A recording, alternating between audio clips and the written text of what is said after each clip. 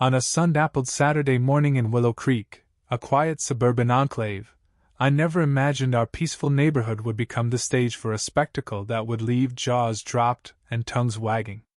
I was in my front yard, helping my nephew Ethan and his friends set up a lemonade stand, their faces beaming with purpose.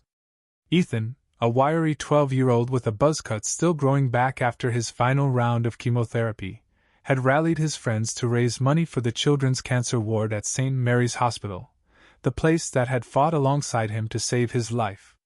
The kids had spent days crafting glittery signs, baking cookies, and stacking cups, their excitement infectious. We had the city's blessing, a crisp permit tucked in a folder, and enough lemonade to quench the thirst of every neighbor in Willow Creek. Everything was perfect. That is, until I spotted a sleek black SUV prowling down the street, its driver's eyes locked on us like a hawk circling a mouse. Marissa Langley, the iron-fisted president of the Willow Creek Homeowners Association, was a name that struck dread into every resident's heart. She was the kind of woman who patrolled the neighborhood with a tape measure, issuing fines for mailboxes that leaned a fraction of an inch too far or hedges that dared to grow a hair too wild. Once, she'd slapped a retired couple with a violation for a non-compliant bird feeder. Surely, though, even Marissa wouldn't stoop so low as to target children raising money for cancer research. I was wrong. Her SUV screeched to a stop in front of my house, and she emerged, clipboard in hand, her perfectly coiffed blonde hair as unyielding as her demeanor. Her lips were pursed, her eyes blazing with that signature mix of superiority and outrage. "Excuse me," she barked, her voice dripping with condescension. "What do you think you're doing here?" "Good morning, Marissa," I said, forcing a smile despite the tightening in my chest. "The kids are raising money for the cancer ward at St. Mary's. Ethan just finished his treatments there." I nodded toward my nephew, who was carefully arranging cups on the folding table, his grin wide despite the faint scars of his battle. Marissa's eyes narrowed as she strode forward, her heels stabbing the sidewalk. "I don't recall approving any commercial activities on residential property," she declared loud enough for the kids to hear. "Section 7, Paragraph 4 of the Willow Creek bylaws explicitly prohibits unauthorized business operations." Ethan's smile wavered, and I felt a pang in my gut. "It's not a business, Marissa," I said, keeping my tone even. "It's a charity fundraiser for kids with cancer. We have a city permit. Would you like to see it?" I reached for the folder, but she swatted the air as if I'd offered her a dead rat. "City permits don't supersede HOA rules," she snapped, scribbling furiously on her clipboard, her manicured nails glinting like claws. "You'll dismantle this immediately or face a $250 daily fine." I glanced at the kids, their excitement crumbling into confusion. Ethan, who'd been so eager to give back to the hospital that had saved him, now stood with slumped shoulders. His friend Sophie, a shy girl who'd endured a bone marrow transplant, clutched a cookie tray, her eyes wide. A fire sparked in my chest, but I kept my voice steady. "Marissa, these kids have been through hell. Ethan spent 6 months in chemo. Sophie nearly didn't make it last year. They're trying to help other kids like them. Can't the HOA bend the rules for one day?" Marissa's face flushed crimson, and she stepped closer, her finger jabbing at me. "Rules are rules. No exceptions. That's how we keep property values high." She sneered at our set-up a cheerful table with a hand-painted sign. "This is an eyesore. Non-approved structures are forbidden in front yards." By now, neighbors had begun to gather, drawn by Marissa's escalating tirade. Some whispered, others shook their heads, and a few looked mortified by the scene. Among them was Tom Rivera, a local police officer I knew was off duty, dressed in jeans and a t-shirt, probably wishing he'd stayed inside. I tried one last time to reason with her.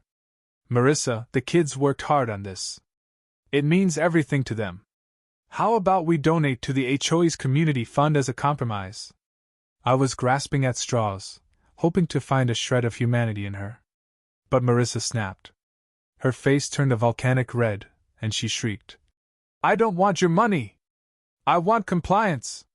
Her voice hit a pitch that could have shattered glass, and in a flash, she swiped at the table, sending cups flying across the lawn. Sophie gasped, tears welling in her eyes. Ethan froze, his frail frame trembling. "This is coming down now!" Marissa roared. I stepped in front of the table, my patience incinerated. "That's enough, Marissa. Get off my property!" But she was beyond reason. With a wild swing, she knocked over the donation jar, coins and bills spilling into the grass. "This is a violation!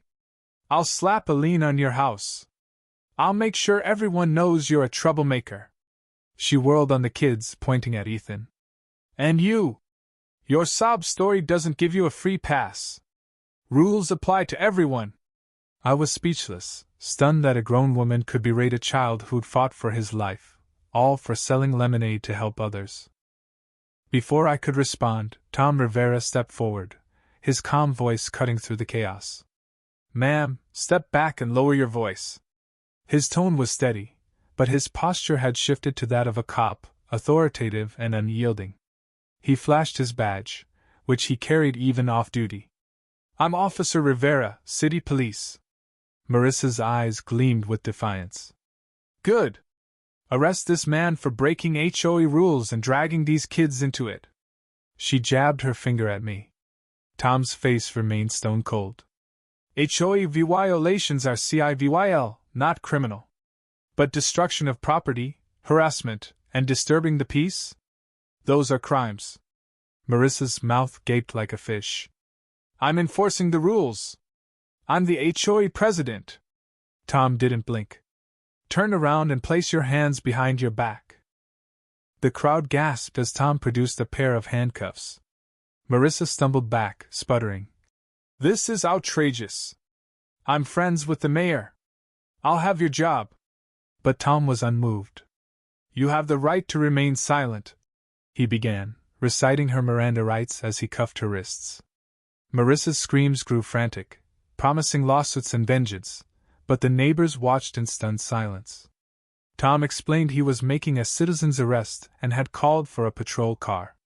"Destruction of property, harassing minors, disturbing the peace, and interfering." Copy-paste this URL to see the transcript for the VY Dale. https://u2.b/ws806b5ljok ? SI bang 95SXI3R5TAVG0 bean.